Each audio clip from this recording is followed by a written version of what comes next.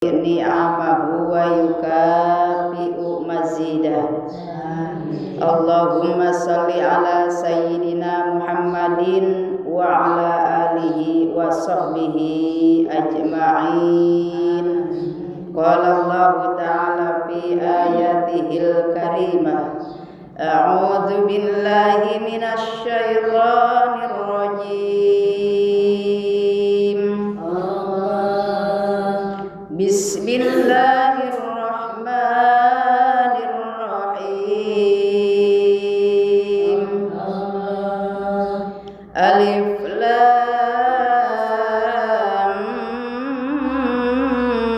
mim.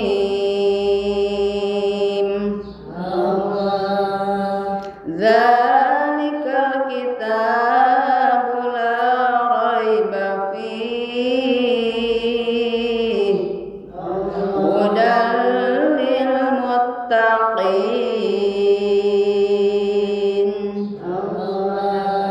Ilahi lastulil firdausi a'la wala aqwa ala naril jahimi. Fahabli taubatan waghfir dhunubi fa innaka ghafirun dzanbal azimi. Rabbis shrahli sadri wa yassirli amri wahlul 'uqdatam min lisani yafqahu qawli.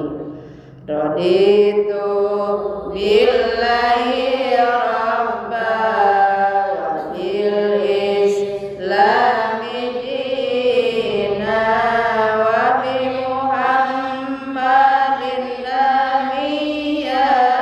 nabiyya wa rasula. Amma ba'du. Mengawali pertemuan pada hari ini di awal bulan Dzulqa'dah garis miring bulan Hafid. Mudah-mudahan dengan adanya pertemuan di awal ini, di jam ini, di menit ini, kita selalu mendapatkan keberkahan. Amin. Selalu diampuni segala kesalahan, dosa-dosa yang akan memberatkan, yang akan menentukan nasib seseorang lewat amaliyah itu sendiri. Mudah-mudahan pada hari ini selain keberkahan yang ada, lebih banyak lagi keberkahan umur, keberkahan segala-galanya, terutama iman, Islam, dan ihsan. Itu yang menjadi kunci utama penentuan di hadapan Allah bagi hamba Allah, surga atau neraka, bahagia atau celaka. Melalui koreksi, kunci utama adalah iman dan Islam. Seberapa persenkah iman seseorang? Kuatkah iman seseorang ketika banyak godaan, hinaan, cacian, makian, fitnahan dan hasud segala macamnya? Kuat kita menyeberang ke area seperti itu? Kuatkah kita? Apakah kita tetap jalan di tempat? Kalau seandainya hamba Allah tidak kuat menghadapi semua cobaan yang diberikan oleh Allah, lewat kekurangan ekonomi, lewat maunya cita-cita banyak, ternyata tidak ada satupun yang berhasil, yang kesampaian. Apapun bentuknya, yang dianggap itu cobaan pahit atau lebih pahit lagi, kalau kita bisa menyeberang dengan baik dan ikhlas, insya Allah kita akan lolos di hadapan Allah murni mulus. Mudah-mudahan terakui sebagai hamba muttaqin, mukminin, mukhlisin. Amin ya rabbal. senantiasa Allah mengabulkan apa yang kita cita-citakan. Salawat berikut salam selalu tercurahkan kepada baginda kehariban alam, makhluk hamba yang paling dicintai oleh Allah, disukai oleh Allah, menjadikan suri tauladan bagi orang-orang yang beriman. Dia adalah kekasih Allah, Nabi Muhammad sallallahu alaihi wasallam, keluarga besarnya, kepada pejuang yang memotivasi berjuangnya Kangjeng Nabi sampai hari ini, sehingga umat-umatnya bisa menikmati apa yang mereka perjuangkan, yaitu ketenangan dalam mengaji atau taklim. Ibu-ibu jamaah yang berbahagia, pada hari ini kita selain daripada itu selalu terus bersyukur kepada Allah, zikir kepada Allah, mengingat kepada Allah, selalu setiap hari membenahkan diri, memperbaiki diri untuk kita menjemput masa depan yang lebih abadi, yaitu akhirat. Amin. Bersyukur semuanya. Kata-kata hari ini, ibu-ibu, kata-kata hari ini, semangatlah berjuang. Walaupun badai menerjang, tetap kita semangat mendebarkan bendera-bendera Islam. Setuju enggak, Bu? Setuju enggak? Kaum muslimat yang berbahagia, pada pertemuan kali ini kita mencoba melanjutkan rutinan kita, taklim kita yang biasa diajarkan di tempat ini, yaitu salah satunya di antara pelajaran yang lain, kabair, yaitu kumpulan daripada dosa-dosa besar. Apa sajakah itu? Banyakkah? Berupa seperti apa yang namanya, yang termasuk dosa besar? Di antaranya yaitu nomor 8. Dosa besar apa ini? Ayat kursi ya. Apa sajakah yang termasuk dosa besar? Di antaranya ngomong tidak sesuai dengan kenyataan. Oleh karenanya, mudah-mudahan dengan ada pertemuan ini, kita selalu diampuni oleh Allah dosa per dosa, kesalahan-kesalahan, supaya kita siap untuk menjemput ilmu Allah, cahaya Allah yang selalu melimpah 24 jam diberikan kepada hamba-hamba tanpa terkecuali. Itulah rahmaniyah Allah. Untuk selanjutnya, selain daripada kabair, kita melanjutkan kepada yaitu taklim ayatul kursi, nama-nama yang sudah tertera di sini, di antaranya yaitu nomor ke-8 ayatul barokah. Bismillahirrahmanirrahim. Ke-8 ayatul barokati, keberkahan datang dari Ilahi. Umur berkah, dunia berkah, ilmu berkah, keturunan semuanya jadi berkah. Walau sedikit tetap rasanya nikmat, bersyukur cepat tinggalkanlah maksiat. Jangan nuruti nafsu, syaitan terlaknat, rugi dunia dan juga rugi akhirat. Bagaimana tanggapan melalui nomor 8? Takut enggak, Bu? Mau keberkahan, mau diberikan keberkahan oleh Allah, mau? Siapa yang mau turuti prosedur bagaimana cara mendapatkan keberkahan yang mudah diucapkan tapi susah didapatnya? Berkah. Yang namanya ayat kursi yang ke-8 yaitu ayatul barokah. Jadi ayat kursi itu, di dalam ayat kursi itu, isi daripada ayat kursi itu harus dipendam lebih dalam, lebih tinggi, lebih jauh makna daripada ayatul kursi. Ternyata di situ banyak mutiara-mutiara, berlian-berlian yang lebih berharga di hadapan Allah lewat ayatul kursi atau ayatul barakah. Ternyata inti daripada ayatul kursi, keberkahan akan muncul di tengah-tengah orang-orang yang selalu berjuang memperjuangkan syiar agama Allah dengan ikhlas. Insya Allah keberkahan akan turun. Artinya tidak serta-merta berkah itu turun begitu saja dengan enteng, harus melalui usaha. Bil kasbi, harus melalui syariat, dengan usaha sesuai dengan kemampuan kita. Banyakkah usaha? Bisakah usaha? Banyak waktu untuk supaya kita bisa berusaha, belajar, mencari ilmu. Menjemput keberkahan tidak mudah. Apakah sudah tentu orang yang mengaji mendapat keberkahan? Itu hanya Allah. Jalan-jalan yang menuju kepada keberkahan, jalan utama yang akan menuju mendapatkan kenikmatan dari Allah, baik dari usia, dari ilmu, dari keluarga.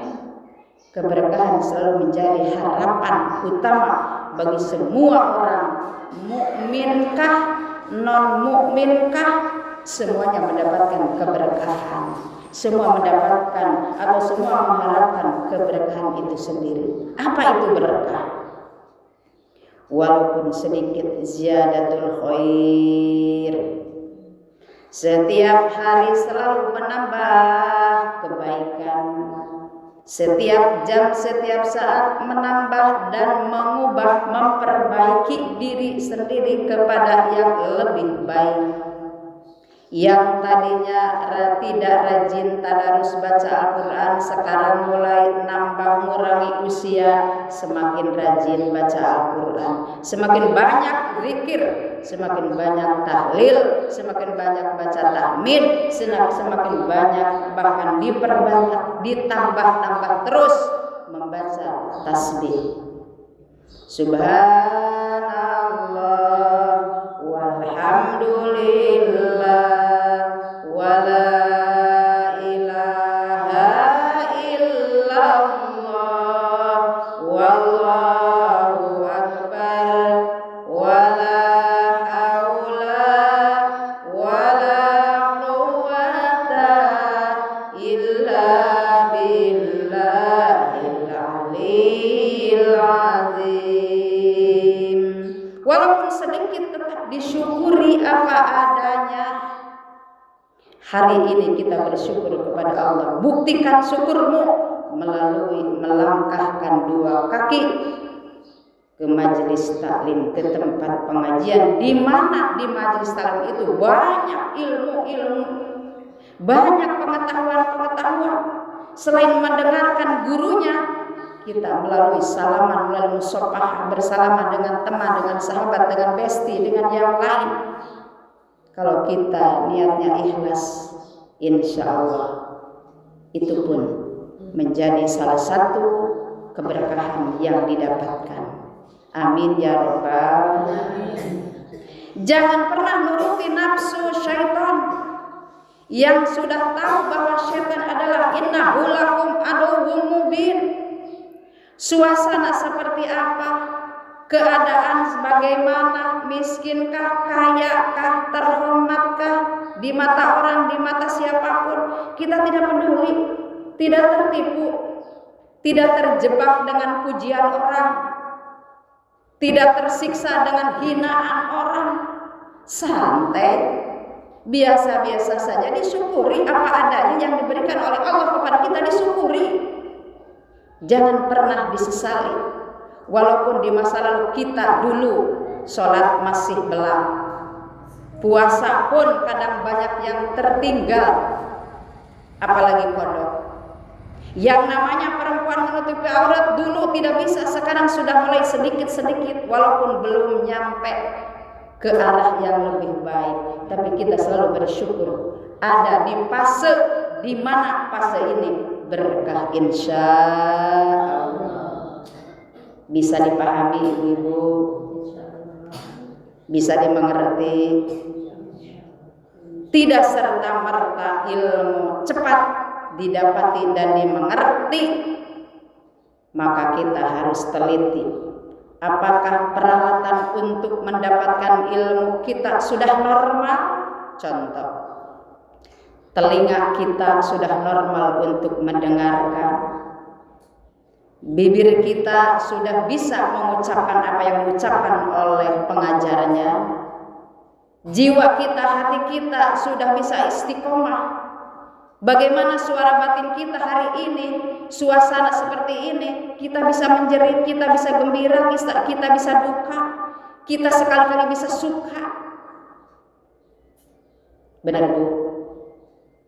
Pada hari ini jawaban dari Allah sudah diberikan oleh Allah. Silahkan 24 jam banyak waktu untuk kalian semua untuk bisa menghadap kepada Allah, supaya kita mendapat keberkahan dari Allah.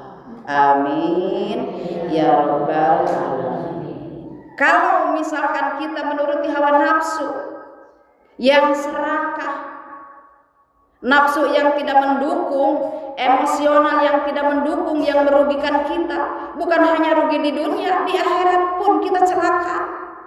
Siapa yang rugi? Siapa yang untung, yang tidak beruntung? Siapa? Ya kita saja, Bu. Betulkah itu? Betul. Ya kita saja. Makanya mulai setiap pertemuan, mulai. Tidak ada kata mulai. Tidak ada kata waktu untuk terlambat. Lambat mencari ilmu, tidak ada kata-kata itu. Selagi kita diberikan umur oleh Allah, selagi umur masih ada di badan kita, kita selalu bersyukur dan menghadap Allah, berserah diri kepada Allah dengan apapun keputusan oleh Allah. Inilah yang terbaik menurut Rabbi. Jangan jadi orang serakah, dikasih ini minta itu, dikasih per hari 20.000 minta 100.000. Sudah dijawab 100.000 per hari, minta 1 juta. Itulah orang serakah. Maka oleh karenanya adanya mencari ilmu, adanya duduk di majelis-majelis taklim, di musola, di masjid sekalipun, di suasana seperti apa, kita harus coba belajar berdiri sendiri. Ilmu yang akan menjadi lampu bagi kita, penerang hidup di dunia untuk menuju alam baka, untuk menuju alam mahsyar, untuk menuju alam akhirat, untuk menuju alam-alam yang lebih indah dan lebih elok dibanding dengan kenikmatan dunia. Jauh kenikmatan dunia dengan kenikmatan akhirat sangat luar biasa, jauh sama sekali. Kewajiban kita mencari ilmu, cari jalan, usaha semaksimal mungkin. Mumpung kita dikasih kesempatan, tidak memandang bulu, tidak memandang umur, tidak memandang usia 20, usia 30, usia 40, usia 50, usia 60, lansia sekalipun, kalau masih ada umur di badan kita, kewajiban untuk mencari ilmu tidak pernah berhenti, dan tidak ada pernah kata mencari ilmu sunnah adalah mencari ilmu wajibun. Faridatun ala kulli muslimin wa muslimatin. Salatullah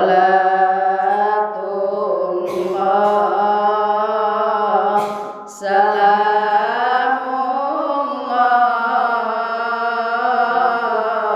ala taha rasulillah.